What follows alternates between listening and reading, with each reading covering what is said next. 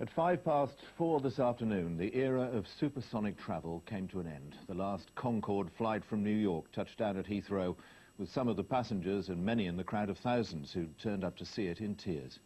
Concorde was an economic failure, but a technological triumph, a symbol of modernity that was more than a quarter of a century old.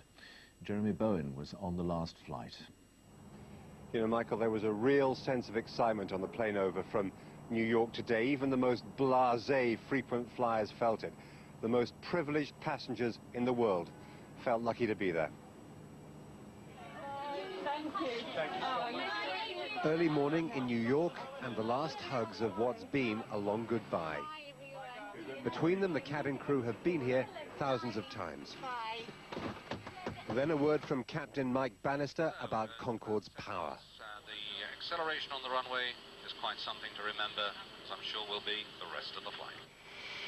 Concorde pushed back from Kennedy Airport for the last time.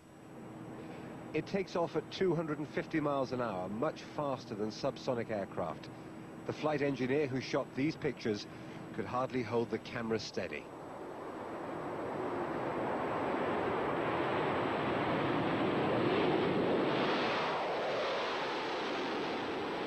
Concorde banked hard left and set course across the Atlantic Ocean for London. If there is another age of supersonic passenger flight, it probably won't be in the lifetimes of any of us who were on board today.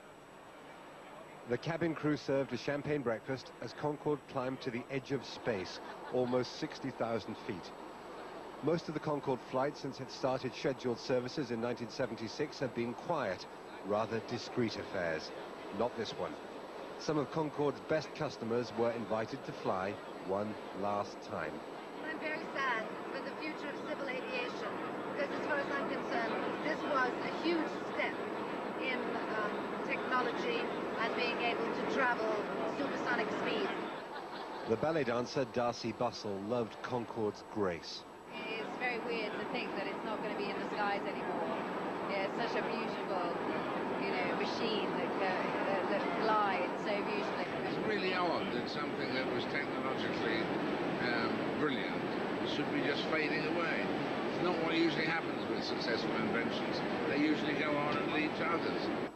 By now there was no sensation of speed, but 11 miles below, sonic booms cracked across the Atlantic as Concorde hit 1,350 miles an hour.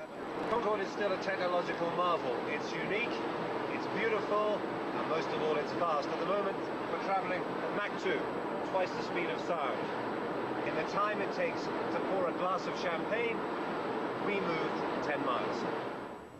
Two other Concordes were in the air, going out around the Bay of Biscay and coming down from Edinburgh. Over London, we joined them, and air traffic control signed off. All the best for your approach. It's been a pleasure to serve you over the last 30 years. It's much appreciated, and we always like coming back to London. 3 smooth landings, and it was over.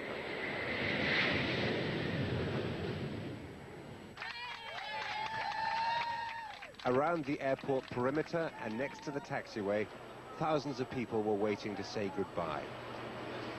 Concorde never recovered from the Paris crash. £8,000 return tickets don't fit into a world of budget airlines. Until today, though, you could cross the Atlantic in less than 3.5 hours, and now it's going to take around 8. Our shrinking world just got a little bigger.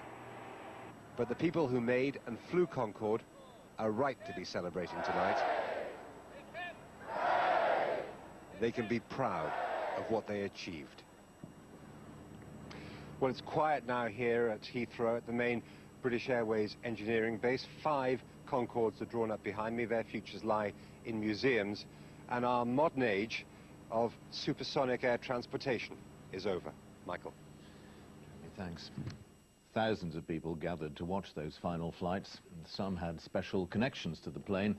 Others just loved it and wanted to say goodbye. Anita McVeigh reports. A few had flown on Concorde.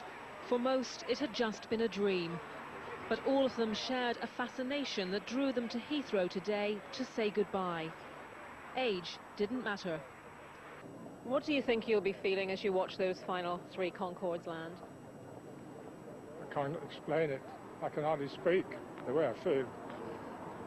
We've been following it ever since it started, so, and we've been on it as well, where my husband proposed to me. All along the flight path they were waiting too.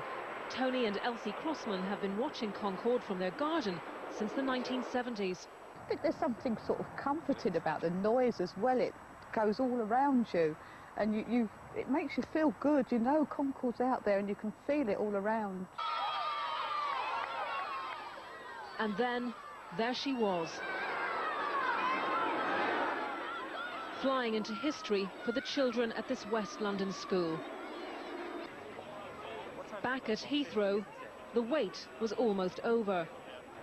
Scanning the sky, listening for news, then that distinctive sound above. First they cheered in the flight from Edinburgh. Moments later, the one from the Bay of Biscay. So 2 down, 1 to go. We're just waiting on the arrival of that final Concorde from New York. I can see it just off to my left, and there is a real buzz of excitement in the grandstand.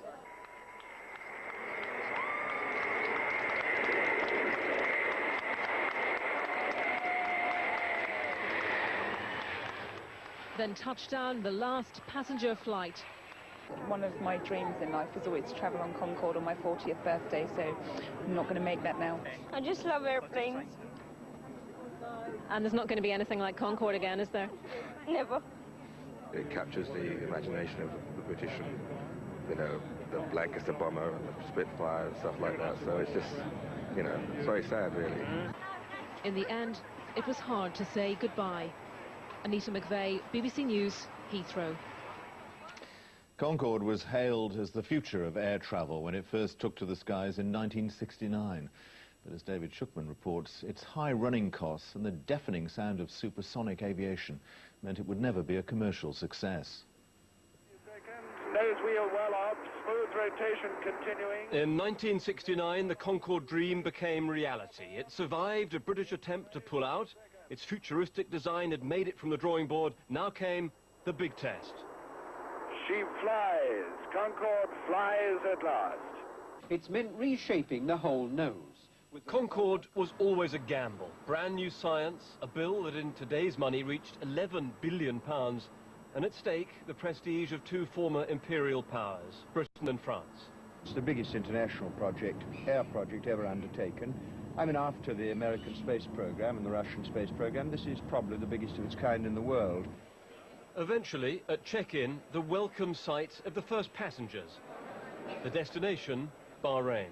We're coming up to twice the speed of sound. The hope was that this was the launch of a new jet age. It's wonderful. Absolutely super. Something I'd always dreamed about and never thought I'd do it at the age of 75, and I'm jolly proud to be British and feel we and the French have done it. Back then, few could have imagined how the supersonic era would end today. And here she comes, this aviation icon that was meant to revolutionize travel but never really caught on. This symbol of Anglo-French ambition for high-tech leadership. Why didn't it work? Well, listen to this. The noise. Only a few countries allowed Concorde overhead. Orders for 70 planes collapsed. A cheaper, quieter rival stole the show. The market changed from being speed-driven to economy-driven, so the 747, which sold over 1,000 aeroplanes, became the aeroplane that everyone wanted to fly, not Concorde. Soon, the only regular destination was New York. It did start to pay, until this. Disaster in Paris, a Concorde on charter carrying German tourists. Everyone on board was killed. From the wreckage, Concorde did recover, but terrorism and recession then took their toll. The world is about to become a smaller place. Concorde was born when government projects drove science and inspired the public. It won't be repeated, but it won't be forgotten. David Schuckman, BBC News.